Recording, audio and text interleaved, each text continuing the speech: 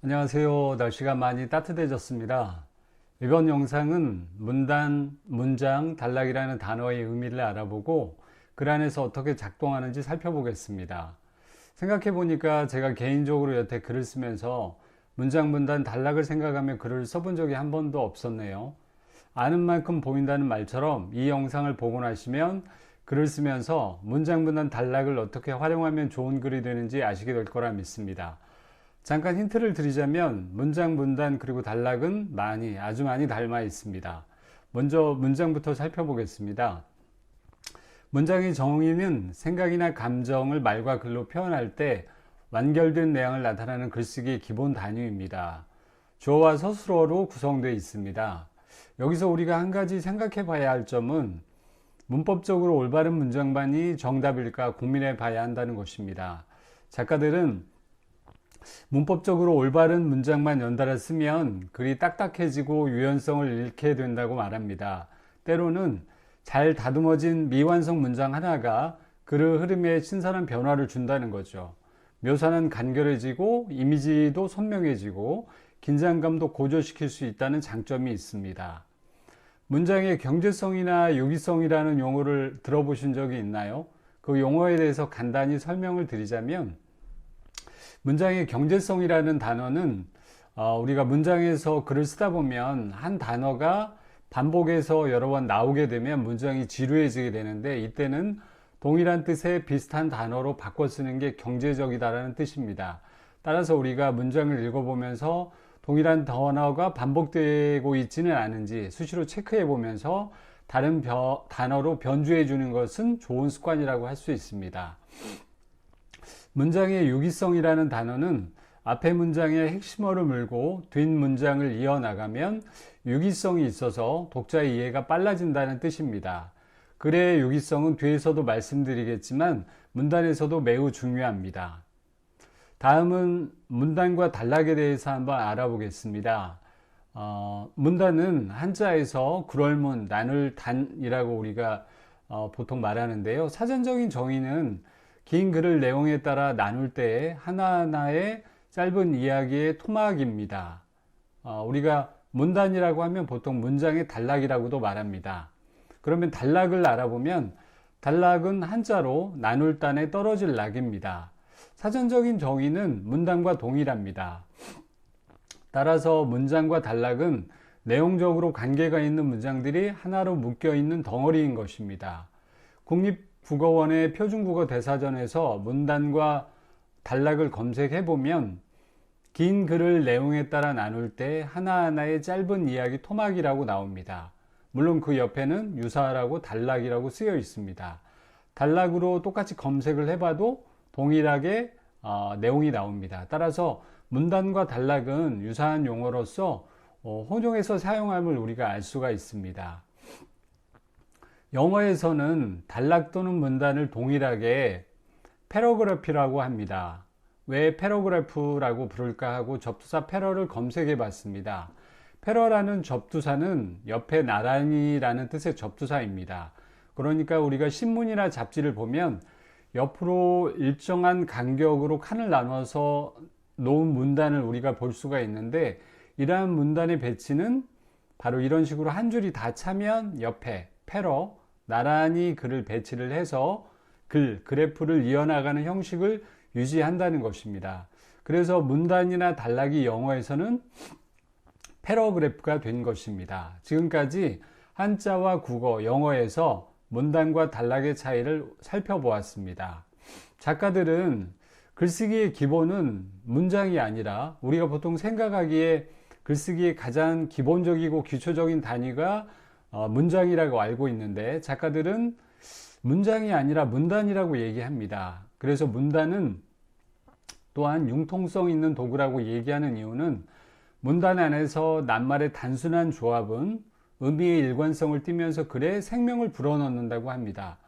따라서 문장보다는 문단 쓰기가 일관된 내용과 형식을 갖춘 글을 쓰기 위한 기초 작업이라는 것입니다.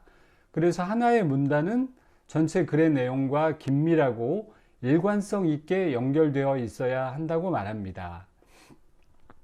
그리고 문단과 문단 사이에 여백이 필요한 이유는 우리가 스무고개처럼 독자는 작가가 쓴 한 문단의 글을 읽고 그 문단을 이해하게 되면 또 다른 다음 문단으로 넘어가게 되는데, 이때 우리가 긴 글을 계속 읽어나가다 보면 눈에 굉장한 피로감과 지칠 수가 있기 때문에 글을 읽어나가는 눈의 움직임을 최소화해서 피로감을 줄이고 독자에게 쉼을 주기 위해서 이 문단과 문단 사이에 여백이 필요하고, 우리가 글을 쓸 때 적절한 선에서 문단과 문단을 나눠서 써야 한다는 것입니다.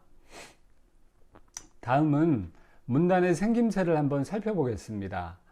문단은 낱말 하나로 끝나는 문단도 있고 장문의 문단도 있습니다. 글을 잘 쓰려면 우리가 짧거나 혹은 긴 문단을 잘 활용할 줄 알아야 합니다.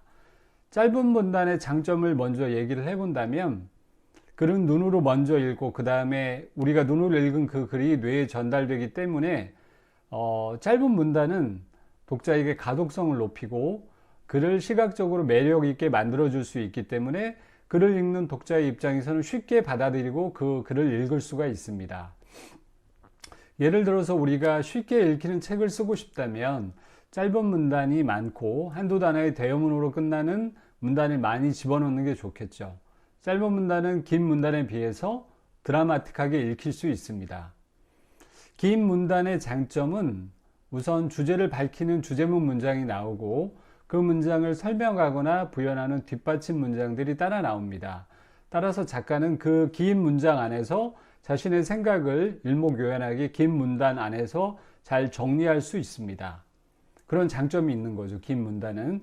예를 들어서 우리가 어려운 책을 쓰고 싶다면 독자의 이해를 돕기 위해 많은 생각들과 그리고 그 긴 문단 안에 서술과 묘사를 많이 포함시키면 되겠죠. 하지만 독이 될 수도 있는 게, 긴 문단은 독자가 읽을 엄두를 내지 못하게 할 수 있다는 단점이 있기 때문에 글을 쓰는 작가의 입장에서는 그 길고 짧은 완급을 조절해서 써야 된다고 할 수 있습니다. 문단의 구성은 한 개의 주제문과 그리고 주제문을 보완해주는 뒷받침 문장, 그리고 마무리 문장으로 구성되어 있다고 할 수 있습니다. 문단의 구성을 하나하나씩 살펴보면, 첫 번째 문단은 중심 생각, 한 개의 주제문이 있습니다.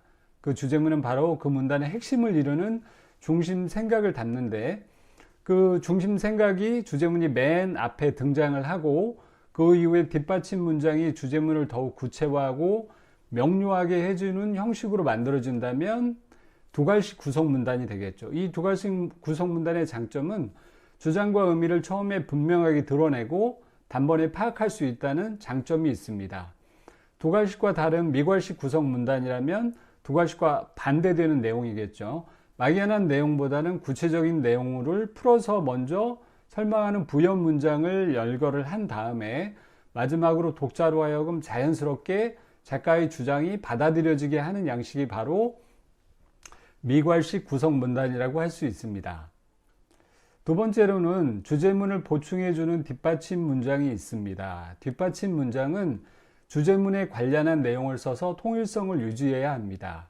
주제에 대한 효과적인 보충을 위해서 예시나 원인, 구체적인 설명, 구체적인 사실, 비교, 대조 등 다양한 방법을 활용하는 게 좋습니다.